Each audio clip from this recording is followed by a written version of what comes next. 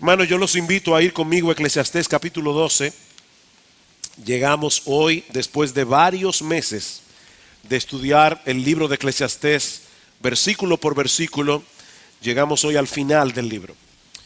Y debo confesar que tengo una mezcla de sentimientos. Realmente fue un gran reto predicar el libro de Eclesiastés, pero al mismo tiempo fue algo sumamente entusiasmante.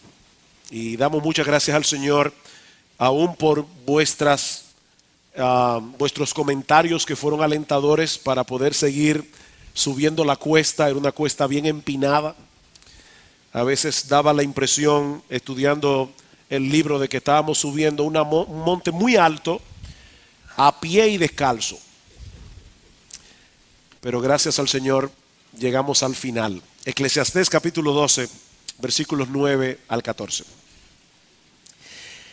Y cuanto más sabio fue el predicador, tanto más enseñó sabiduría al pueblo, e hizo escuchar, e hizo escudriñar, y compuso muchos proverbios. Procuró el predicador hallar palabras agradables y escribir rectamente palabras de verdad.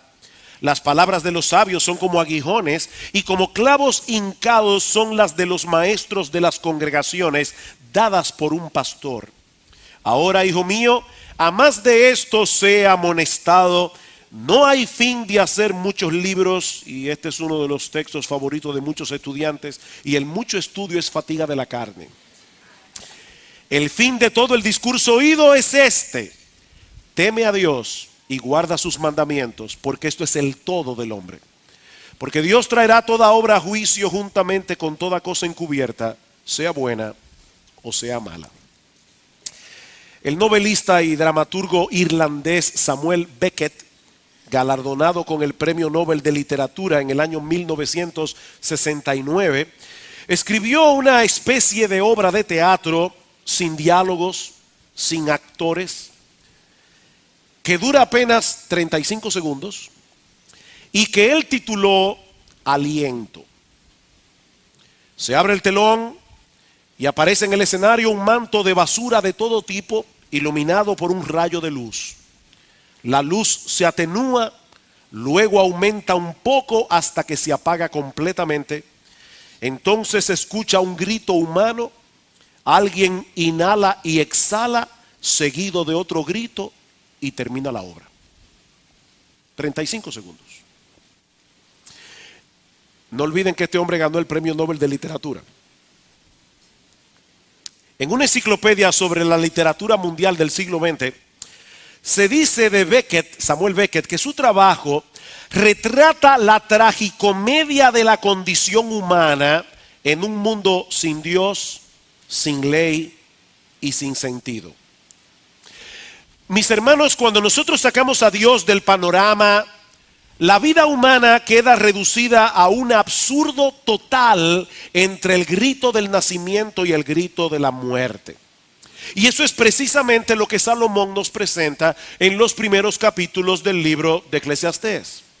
Si nos limitamos a contemplar la vida humana únicamente a la luz de lo que ocurre aquí y ahora, sin tomar en cuenta a Dios y a la eternidad, nuestra existencia en este mundo es tan absurda como el cuadro que Beckett presenta en su obra. Vanidad de vanidades, dijo el predicador, vanidad de vanidades, todo es vanidad. ¿Qué provecho tiene el hombre de todo su trabajo con que se afana debajo del sol? Como decíamos en el primer mensaje de esta serie, esa es una frase clave para poder entender lo que Salomón está tratando de enseñarnos en este libro. Si todo lo que tuviéramos en esta vida fuera esta vida, entonces nada tiene sentido.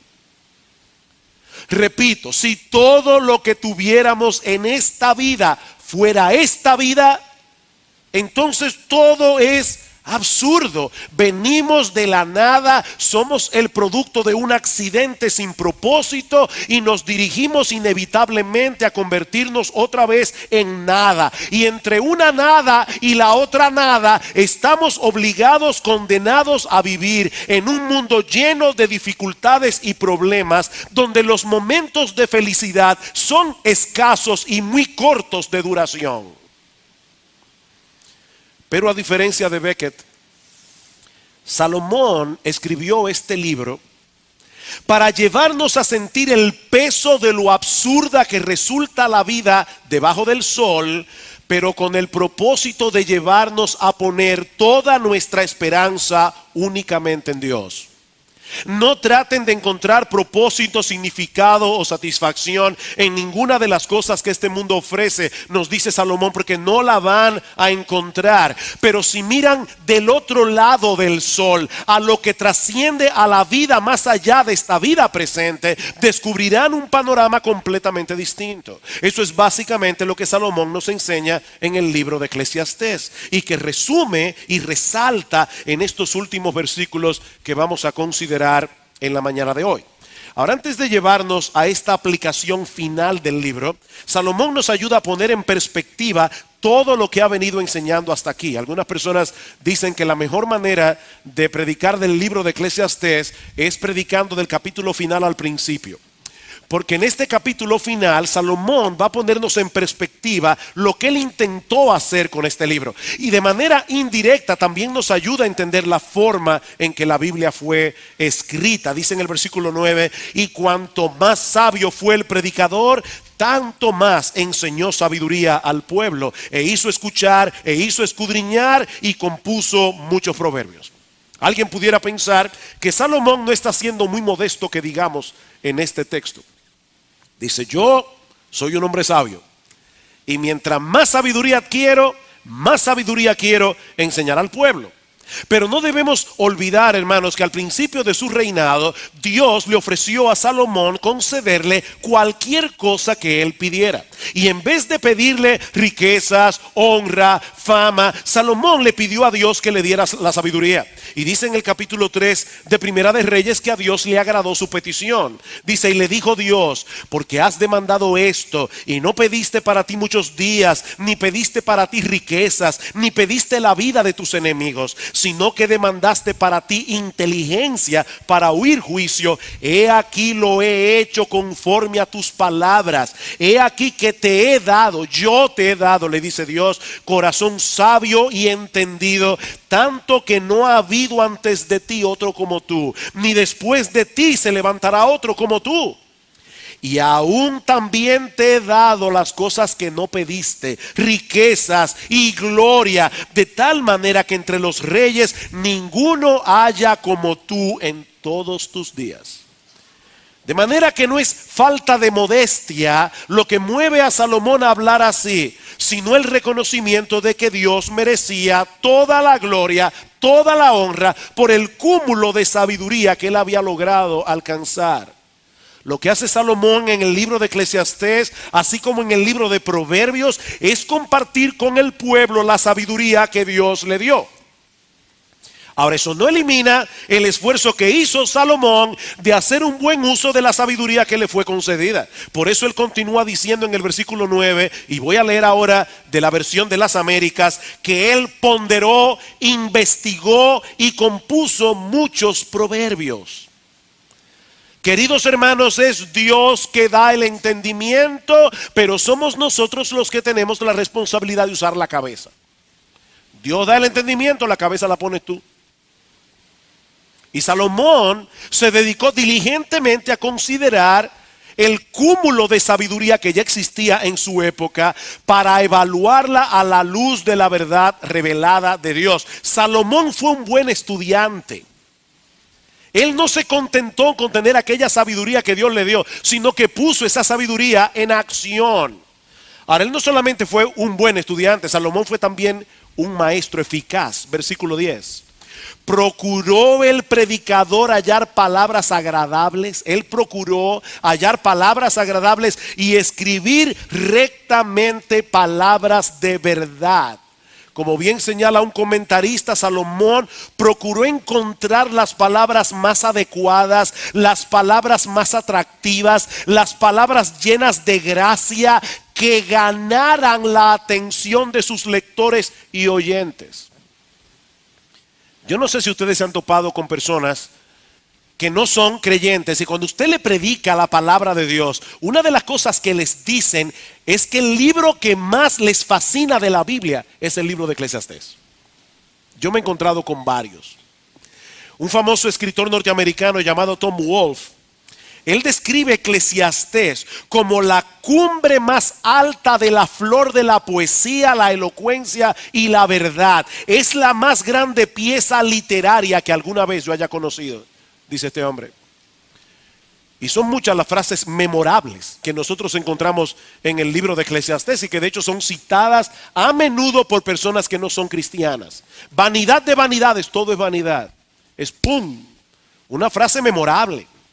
Lo torcido no se puede enderezar y lo incompleto no puede contarse.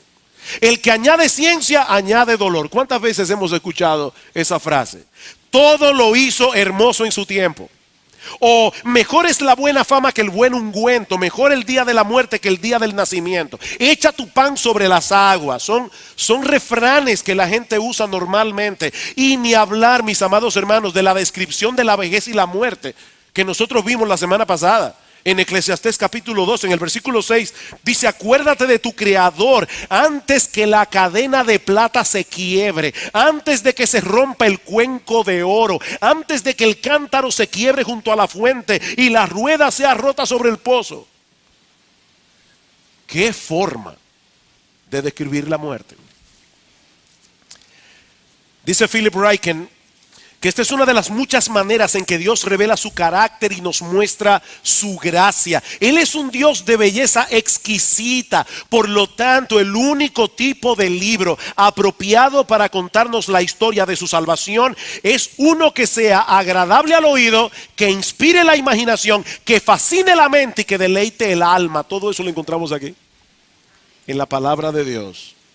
Un libro que es agradable al oído, que inspira la imaginación, que fascina la mente y que deleita el alma. Así que bajo la inspiración de Dios, Salomón escribió un libro agradable de leer, pero no con el propósito de entretener a sus lectores, sino enseñar eficazmente la verdad de Dios, sin añadirle nada, sin quitarle nada. Procuró el predicador hallar palabras agradables y escribir rectamente palabras de verdad.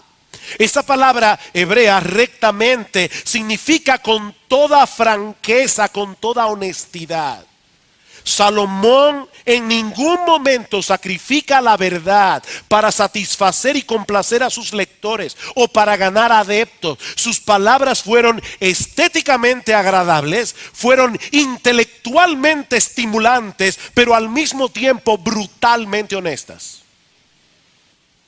Estéticamente agradables, intelectualmente estimulantes, pero brutalmente honestas, porque su propósito era despertar espiritualmente a sus lectores y moverlos a la acción. Versículo 11: las palabras de los sabios son como aguijones y como clavos hincados son las de los maestros de las congregaciones dadas por un pastor. Los aguijones eran unas varas de madera con punta de hierro que usaban los pastores en los días de Salomón para aguijonear el ganado, de manera que se mantuvieran en continuo movimiento y sin salirse del camino. Esos aguijones no le hacían daño al animal, pero le causaban el dolor necesario para mantenerlos en movimiento. Y eso es exactamente lo que Salomón trata de hacer con los lectores del libro de Eclesiastés. Sus dichos son como aguijones que despiertan la conciencia y que nos mueven a sentirnos lo suficientemente incómodos como para apartarnos del pecado y no poner nuestra confianza en ninguna de las cosas de este mundo. Piensen en un pasaje como este: el que ama el dinero no se saciará de dinero, y el que ama el mucho tener no sacará fruto. Cuando aumentan los bienes, también aumentan los que los consumen. Si tú quieres tener muchos amigos que van a tocar tu puerta constantemente, nada más tienes que tener una buena cuenta bancaria. Dulce es el sueño del trabajador. Coma mucho o coma poco, pero al rico no lo deja dormir la abundancia. Son como aguijones. Hay un mal doloroso que he visto debajo del sol: las riquezas guardadas por sus dueños para su mal, las cuales se pierden en malas ocupaciones, y a los hijos que engendraron nada les queda en la mano. Y aquí viene el aguijón más fuerte: como salió del vientre de su madre, desnudo así vuelve, yéndose tal como vino, y nada tiene de su trabajo para llevar en su mano. Leí hace mucho de una señora que quiso que la enterraran en su Ferrari. Y le abrieron el hueco y la enterraron en su Ferrari. Yo le aseguro que ella no lo manejó. Desnudo como llegaste, sin nada, desnudo te vas. Más adelante Salomón nos habla de la importancia de ser laboriosos, de la importancia de ser responsables. De hecho, en Eclesiastés capítulo 9, versículo 10 dice: todo lo que te viniera a la mano, hazlo según tus fuerzas. Pero él quiere que veamos la vida como la vida realmente es, para hacernos conscientes de que las cosas que este mundo ofrecen no pueden dar satisfacción permanente. Mis hermanos, el dinero sirve para muchas cosas, pero no para salvar al hombre de las frustraciones de este mundo caído, y mucho menos para enfrentar una eternidad sin Dios. El dinero no sirve para eso. Las palabras de Eclesiastés son como aguijones. Pero Salomón también compara la sabiduría con clavos hincados. Leyeron el texto: las palabras de los sabios son como aguijones y como clavos hincados. Y la referencia parece ser a las estacas que usaban los pastores para fijar en el suelo sus tiendas de campaña. Mis hermanos, es únicamente por medio de la sabiduría revelada en la Biblia que nosotros podemos encontrar estabilidad en un mundo cambiante, en un mundo lleno de dificultades. Porque a final de cuentas, esa sabiduría revelada aquí no procede del hombre, procede de Dios. Por eso dice el texto: las palabras de los sabios son como aguijones, y como clavos hincados son las de los maestros de las congregaciones, dadas por un pastor. Dadas por un pastor. ¿De qué pastor es que Salomón está hablando aquí? Bueno, muchos comentaristas, y yo me inclino hacia esa interpretación, entienden que se refiere a Dios mismo. Es por eso que en muchas versiones de la Biblia, si ustedes se fijaron, la palabra pastor, tanto en la Reina Valera como en la Biblia de las Américas, aparece con P mayúscula. ¿Se dieron cuenta? Dadas por un pastor.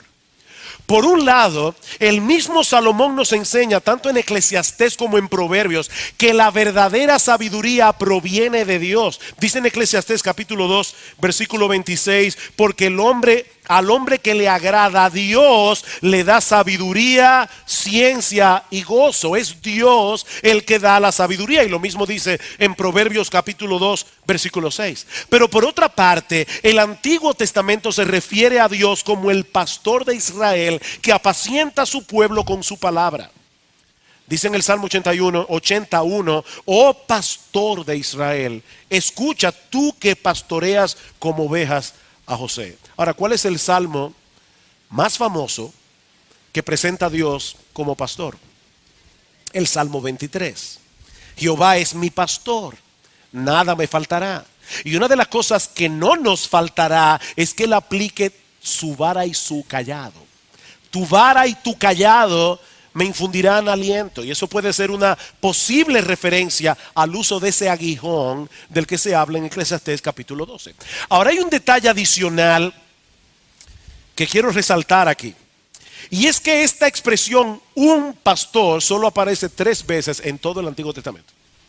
Un pastor. Aparece aquí en Eclesiastés, pero aparece 2 más en el libro del profeta Ezequiel, para referirse a ese descendiente de David prometido, que sería al mismo tiempo pastor y Rey. En otras palabras, para referirse a nuestro Señor Jesucristo. Él es el buen pastor que da su vida por las ovejas, como dice en Juan capítulo 10, versículo 11. De manera que lo que este pasaje parece revelar es que el libro de Eclesiastés no es el resultado de las divagaciones filosóficas de un incrédulo pesimista, sino las palabras de nuestro Señor Jesucristo mismo, el gran pastor de las ovejas, llamándonos por medio de este libro a abandonar las vanidades de una vida sin esperanza y sin Dios. Queridos hermanos y amigos que nos visitan esta mañana, yo sé que muchas personas admiran el libro de Eclesiastés. Pero el libro de Eclesiastés no fue revelado para que lo admiremos como una pieza literaria o como un libro de profundidad intelectual. Este es un libro inspirado por Dios. Es la palabra de Dios, ante cuya autoridad debemos someternos, porque Él es el creador y nosotros somos sus criaturas. A final de cuentas, las cosas son como Dios dice que son, y no según las opiniones de los expertos.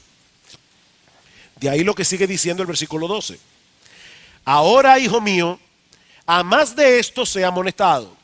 No hay fin de hacer muchos libros, y el mucho estudio es fatiga de la carne. Jóvenes que están aquí, por favor, no le citen ese texto a sus padres cuando ellos les dicen que se pongan a estudiar, porque este texto no habla de eso. Lo que Salomón le está diciendo aquí en un tono tierno a su hijo: hijo mío, ten cuidado con todo aquello que va más allá de lo que está escrito en este libro. Su advertencia no es en contra del estudio en sí, pero él quiere recordarnos que el único libro del mundo, mis amados hermanos, que nosotros podemos leer tranquilamente sin tener que filtrar su contenido, es la infalible y toda suficiente palabra de Dios. El único libro del mundo que tú puedes leer tranquilamente.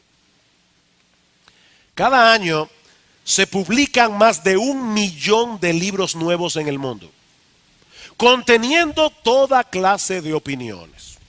Y ahí hay muchos expertos tratando de desentrañar los misterios de la existencia humana. Hermanos, yo no estoy en contra, ni Salomón tampoco, de que nosotros leamos libros. Aún libros escritos por no cristianos. Hay buenos libros que nosotros podemos leer y disfrutar, que no fueron escritos por creyentes. Ahora, si en verdad tú quieres saber cuál es el sentido de tu existencia en este mundo, no te fatigues buscando una respuesta fuera de este libro, porque no la vas a encontrar. No la vas a encontrar. El único Dios vivo y verdadero es la fuente de toda sabiduría, y Él se ha revelado al hombre a través de su palabra. Así es que si existe algún conflicto entre las opiniones humanas y la de las escrituras, entonces nosotros tenemos que decir como Pablo en Romanos capítulo 3 versículo 4, sea Dios veraz y todo hombre mentiroso. Todo lo que se oponga a lo que Dios dice aquí es mentira. Podemos estar completamente seguros de eso, porque esta es la palabra de Dios, la palabra inspirada de Dios. Ahora, Salomón no ha llegado todavía a donde él quiere llevar a sus lectores. Este es solo el preámbulo. Así que luego de poner el libro en perspectiva, ahora él resume en una forma concisa y memorable cuál es la enseñanza que él quiere dejar en nuestras mentes y corazones. Versículo 13. El fin de todo el discurso oído es este: teme a Dios y guarda sus mandamientos, porque esto es el todo del hombre. A mí me encantan los libros que al final de cada capítulo nos dan un resumen de su contenido. Eso no solamente nos ayuda a recordar los puntos principales que el autor trató de comunicar, sino que también nos hace ver alguna enseñanza importante del capítulo que por alguna razón pasamos por alto. Yo me imagino que a muchos de ustedes les ha pasado lo mismo que a mí, que estamos leyendo un libro y en el preciso momento en que el autor está tratando con un asunto sumamente importante, nos ponemos a pensar en otra cosa. ¿O solamente a mí me pasa eso?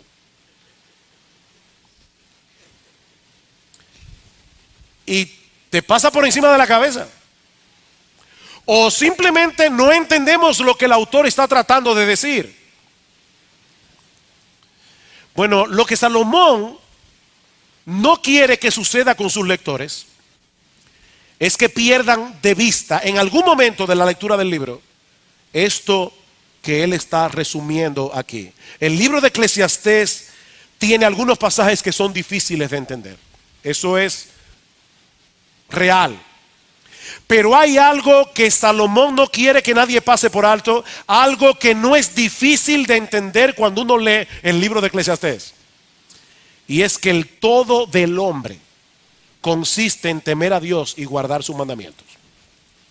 Ahora, noten que Salomón no dice aquí que esto es lo que resume el deber del hombre. Eso no es lo que el texto dice. Sino que ese es el todo del hombre. Que el todo del hombre consiste en eso. Es como si Salomón estuviera diciendo: ¿realmente tú quieres saber en qué consiste la vida del hombre en este mundo? ¿De verdad estás tratando de entender lo que significa ser un ser humano? He aquí mi respuesta: teme a Dios y guarda sus mandamientos. Porque esa es la suma total de lo que significa funcionar de acuerdo al diseño original de Dios. Imagínate que tú vas a una tienda a comprar un celular y el dependiente te muestra lo último que ha llegado al mercado, mejor que el iPhone 5. Se trata de un teléfono inteligente con una cámara integrada de alta resolución para fotos y videos, 16 gigabytes de memoria y con un GPS incluido por si se te pierde o te lo roban. Y por si todo esto fuera poco, el precio es una ganga, un verdadero escándalo. El único problemita de ese celular es que no se puede comunicar con ningún otro teléfono. El único problemita. ¿Te animarías a comprarlo? Bueno, honestamente yo creo que tal vez yo lo compraría, porque el aparato está a buen precio y hace muchas cosas, pero obviamente no para usarlo como celular. Porque la función esencial del celular, lo que hace que sea un celular y no ninguna otra cosa, es que funcione como teléfono. Bueno, hermanos, de la misma manera Salomón nos dice aquí que lo que hace que un ser humano sea un ser humano en todo el sentido de la palabra es que tema a Dios y guarde sus mandamientos. Esa es la esencia. Un individuo puede hacer muchísimas cosas y puede hacerlas sumamente bien, pero si no le teme a Dios y consecuentemente no guarda sus mandamientos, mis hermanos, es como un reloj que no da la hora. No da la hora. Hay algo esencial allí que no está funcionando como debe funcionar. Ahora, yo supongo que algunos aquí pueden estar pensando: pero ¿cómo es posible que la Biblia enseñe que el todo del hombre consiste en tenerle miedo a Dios?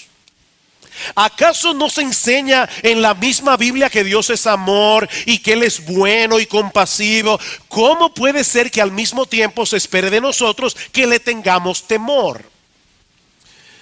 Cuando nosotros tenemos un claro entendimiento del carácter de Dios revelado en la Biblia, nos damos cuenta que el temor a Dios y el amor de Dios no se excluyen el uno al otro, sino que son mutuamente dependientes. De hecho, mis hermanos y amigos que están aquí en esta mañana, jamás experimentaremos y apreciaremos el amor de Dios hasta que no lleguemos a entender que Él es digno de ser temido. Mi amigo, el Dios que se revela en la Biblia es perfectamente santo y es perfectamente justo. ¿Y sabes lo que Él demanda de cada una de sus criaturas? Que seamos tan santos y tan justos como Él. Nuestro Dios no puede rebajar sus estándares de santidad para tener comunión con nosotros, ni puede dejar de castigar al pecador como justamente el pecador se merece. Lo sorprendente del aparato emocional de Dios es que ese Dios perfectamente santo y justo, ese Dios que no puede pasar por alto el pecado del hombre, ese mismo Dios decidió asumir nuestra culpa en la persona de Dios el Hijo, quien murió como hombre en nuestro lugar en la cruz del Calvario. Lo que hace sorprendentemente increíble el amor de Dios es que Él decidió asumir la culpa de aquellos que Él también aborrecía. Él es el juez que condena y es al mismo tiempo el Salvador que nos libra de la ira divina que justamente merecemos por nuestros pecados, y todo eso únicamente por gracia, por medio de la fe. Mi amigo, el amor de Dios no es un sentimentalismo barato. El amor de Dios es la más costosa decisión que alguna vez haya sido hecho en la historia humana. La segunda persona de la Trinidad se hizo hombre, se encarnó en el vientre de una virgen para poder salvar a las criaturas que se habían rebelado contra Él. Es a eso que se refiere el apóstol Pablo cuando dice en Romanos capítulo 5 versículo 8 que Dios muestra su amor para con nosotros. ¿Cómo? En que siendo aún pecadores, Cristo murió por nosotros. De manera que es imposible valorar el amor de Dios en su justa medida sin entender primero que nosotros somos merecedores de su ira. Mis hermanos, una cosa está conectada íntimamente con la otra. Pero cuando entendemos el gran peligro en que nos encontrábamos por causa de nuestro pecado, cuando entendemos que nos habíamos rebelado contra Dios y que ese mismo Dios había decidido tratarnos con una gracia extravagante, porque no tengo otro término para describirla, pagando nuestra deuda por completo y recibiéndonos como hijos, ¿saben lo que eso produce en nosotros? Una profunda reverencia y admiración que nos mueve a acercarnos a Él y a desear obedecerle. Ese es el temor del que habla Salomón en Eclesiastés. Un temor que John Murray, un teólogo norteamericano, describe como el alma de la piedad. Ese es el alma, la esencia de la piedad. Es un temor que no nos aleja de Dios, sino que nos atrae poderosamente hacia Él. Hay un pasaje de las Escrituras en el que nosotros vemos claramente estas dos manifestaciones del temor a Dios. Una que nos aleja y otra que nos acerca. Se encuentra en el capítulo 20 del libro de Éxodo, no lo tienen que buscar. Pero cuando Dios descendió al monte Sinaí para darle la ley a su pueblo a través de Moisés, dicen los versículos 18 y 19 del capítulo 20 de Éxodo: todo el pueblo observaba el estruendo y los relámpagos y el sonido de la bocina y el monte que humeaba, y viéndolo el pueblo temblaron y se pusieron de lejos. Ellos pensaron: si ese es Dios, ay de mí.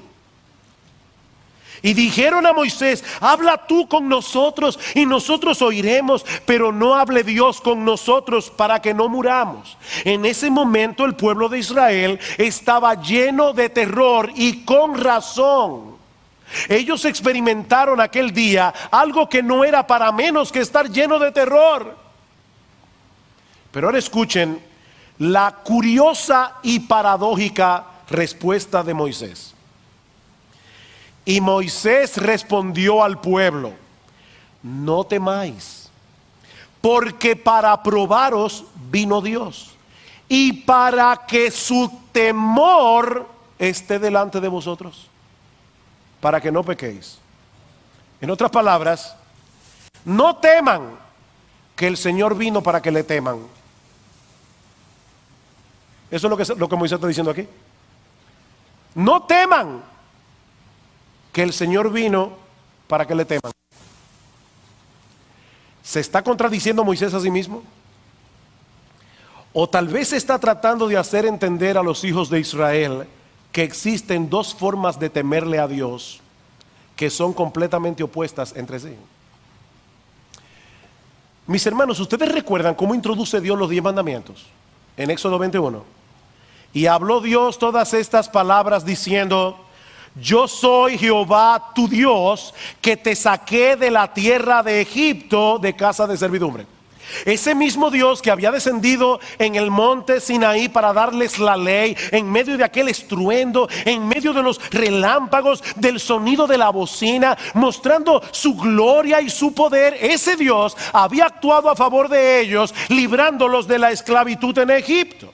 Y ahora Dios les está diciendo: ustedes son mis redimidos y no deben tenerme a mí el mismo tipo de temor que deberían experimentar mis enemigos. Es un temor diferente. Por eso alguien parafraseó las palabras de Moisés de esta manera en el versículo 20 de Éxodo 20: no le teman a Dios de la manera incorrecta. No le teman a Dios como si ustedes fueran esclavos. Dios ha venido para ponerlos a prueba y para hacer que ustedes le teman correctamente, como deberían temerle los hijos. Y aquellos que le temen como hijos obedecen a Dios y guardan sus mandamientos. Una cosa es consecuencia de la otra. Mis hermanos, si realmente admiramos a Dios, si realmente reverenciamos a Dios como el Dios de toda sabiduría, como el Dios de toda gracia, como el Dios de toda bondad, ¿cuál va a ser el resultado? Que vamos a tratar de hacer lo que Él quiere que nosotros hagamos. Teniendo un Dios así, lleno de sabiduría, lleno de bondad, lleno de compasión. Por eso dice el Señor Jesucristo en Juan 14:21: el que tiene mis mandamientos y los guarda, ese es el que me ama. No el que simplemente va a la iglesia y cierra sus ojos cuando está cantando y luego vive en el resto de la semana como quiere. No, eso no sirve de nada. Y ustedes saben que yo no estoy aquí en contra de que ustedes canten. Yo siempre canto con los ojos cerrados, por si acaso. Ese no es el punto. Lo que el Señor está diciendo aquí es: el verdadero amorómetro, el que mide nuestro verdadero amor a Dios, es la obediencia. El que tiene mis mandamientos y los guarda, ese es el que me ama. Y el que me ama será amado por mi Padre, y yo le amaré y me manifestaré a él. El que me ama, mi palabra guardará, y mi Padre le amará, y vendremos a él y haremos morada con él. El que no me ama no guarda mis palabras, no importa lo que diga. ¿En qué consiste entonces el todo del hombre?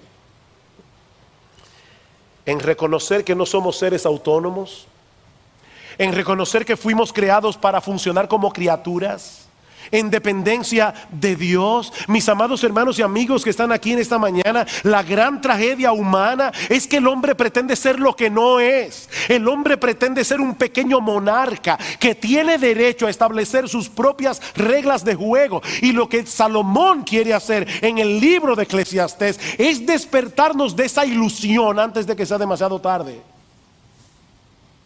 Versículo 14: porque Dios traerá toda obra a juicio. Despierta antes de que sea demasiado tarde de esa ilusión de que tú puedes poner las reglas de juego, porque Dios traerá toda obra a juicio, juntamente con toda cosa encubierta, sea buena o sea mala. Como decíamos el domingo pasado, lo que hagamos con nuestra vida tiene consecuencias, porque todos compareceremos algún día ante el tribunal de Dios. Todo lo que hicimos, todo lo que dejamos de hacer, tendrá repercusiones eternas. Porque no estábamos supuestos a funcionar como seres autónomos que pueden hacer con sus vidas lo que les parezca más conveniente. La buena noticia es que el Dios de toda gracia ha diseñado un plan de salvación que no pasa por alto nuestros pecados, sino que los castiga plenamente en la persona de su Hijo. En la persona de su Hijo. El libro de Eclesiastés no concluye con una nota de gracia, concluye con una nota de juicio. Pero el libro de Eclesiastés fue colocado en las Escrituras con la intención de llevarnos de la mano a la gracia del Evangelio que se revela en la persona y la obra de nuestro gran Dios y Salvador Jesucristo, que siendo Dios se hizo hombre para rescatarnos de este mundo vano y lleno de frustraciones. Mi amigo, no te engañes a ti mismo pensando que tus pecados serán pasados por alto.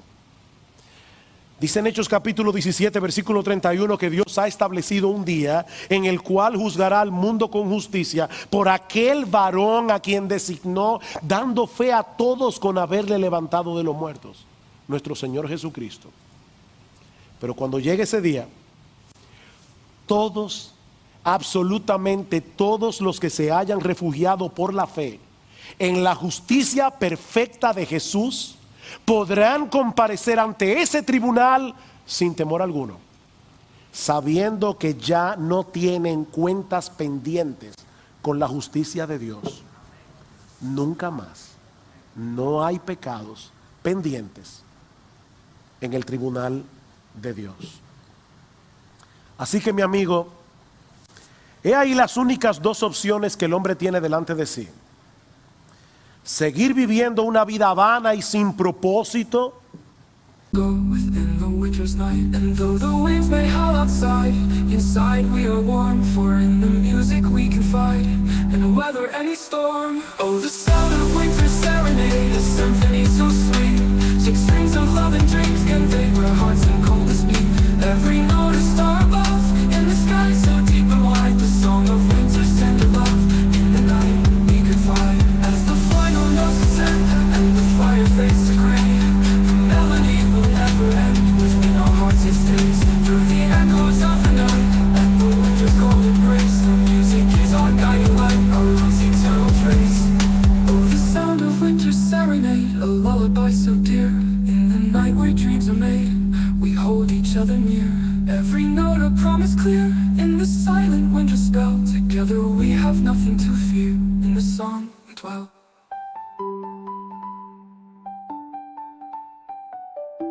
creyendo que tú eres el capitán de tu destino, como un monarca que tiene derecho a establecer las reglas de juego para cosechar finalmente una eternidad de miserias sin fin,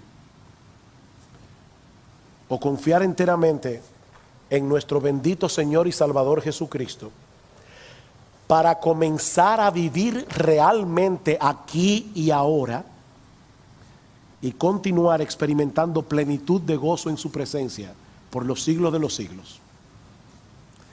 Por un lado, vanidad de vanidades, todo es vanidad. Por el otro lado, yo he venido para que tengan vida y para que la tengan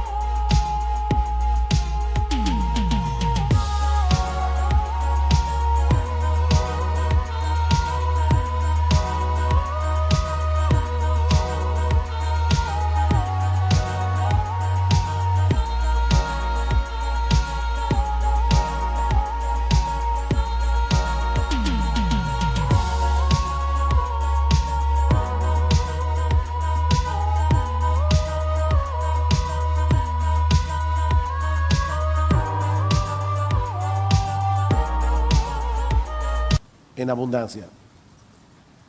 Mi amigo, como dice Dios a través de Moisés, escoge la vida para que vivas. Escoge la vida para que vivas. No te vayas de aquí, no te vayas de este lugar. Yo te suplico que no te vayas de este lugar para continuar tu vida vana cuando Cristo vino a darnos vida y vida en abundancia.